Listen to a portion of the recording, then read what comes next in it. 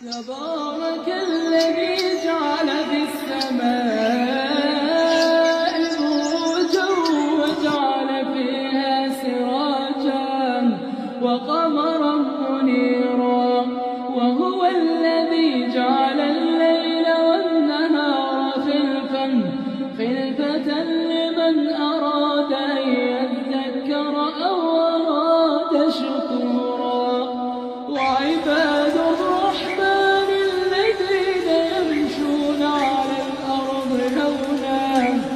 وإذا خاطبهم الجاهلون قالوا سلاما